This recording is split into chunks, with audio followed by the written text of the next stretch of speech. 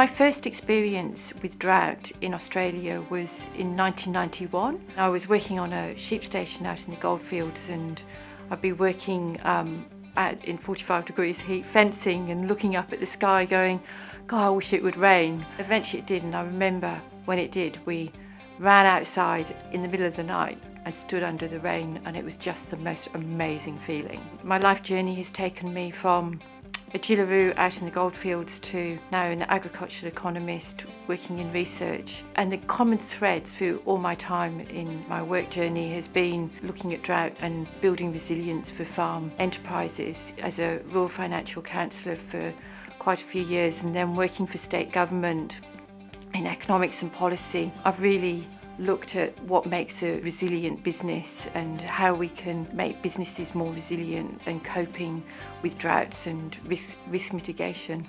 myFarmsmart was really developed because it was a solution to a problem on our farms. I'm also a broadacre farmer working with my husband. He kept asking me, well, what if we do this or what if we do that?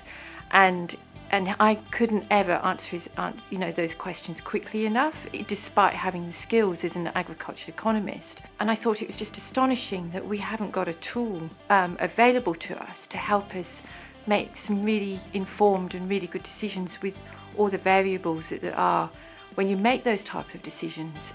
I thought that we should, as an industry, build something that could help farmers make more informed decisions and really build that resilience in their businesses. That's why I really developed myFarmsmart. myFarmsmart, it's a business analysis tool for farmers. It looks at the what if for them, so it does scenario planning and it gives them a really good idea of how their farm's performing. It generates a 3-year profit and loss and a 3-year balance sheet, so they can really look at their farming system and compare one farming system to another, and it provides some risk management ratios and really helps them to make some really informed decisions as the season unfolds in front of them. It uses production data and it uses the farm's data, so we bring together rainfall data and we bring together historical pasture growth rate data and the farm's data. And that's all in myFarmsmart, and as the farmer puts his own data in, it calculates, it's like a big calculator in the back of it, and it calculates that farm's profit and loss, it calculates their gross margins for them, it calculates what their operating surplus is, what their profit is. You can start seeing and understanding how each enterprise is performing, and you can start making some decisions about what enterprises you want to have. And what's really good about it is you can start looking at how those enterprises perform in different seasonal conditions and what impact like a poor season might have on that enterprise. I saw an opportunity to access some funding with a work colleague of mine, and we worked with 2 grower groups in the Eastern Wheat Belt, so in the low rainfall environment, and those 2 grower groups were Meriden and District's Farm Improvement Group and the Far Eastern Agricultural Research Group.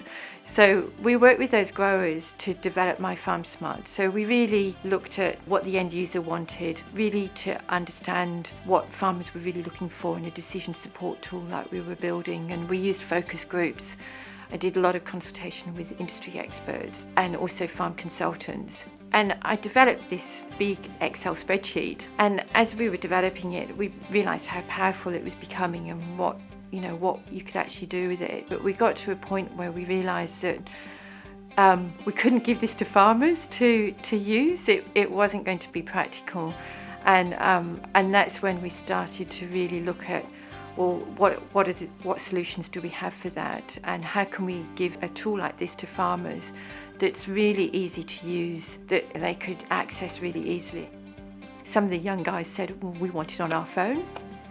So that was sort of a bit of a seed for us right at the beginning of the journey, but it wasn't what we thought we'd ever do. Midway through the journey, we saw the potential to make it an online tool, and we've actually achieved that. As part of the journey, we saw the opportunity to attend an accelerator, like a commercialisation accelerator program, which was being run by AgriStart, and that was the Harvest 2.0 program. We saw that suddenly as an opportunity that maybe that might help us look at how we could actually take this Excel spreadsheet and what we could do with it and how we could maybe commercialise it. We saw that opportunity to really have a look at, what the process was to do that, and that programme probably accelerated our thinking by 12 months and gave us the networks, the people to talk to work out how we could do it. And it was invaluable. And from that program, we went through that process of engaging with software companies, talking to different software companies to see how, what the options were and how we could take this Excel spreadsheet into a software program. So from each stage of the development, we've managed to see a clear pathway forward and go, okay, that's what we have to do next to get to that commercialisation. I'm still learning how to market it. And we're still learning what else farmers want in it to make it a really successful and commercial product. And that's the challenge, is trying to farmers understand that it's still in development phase, and for them to realise that they could jump on board now and grow with it.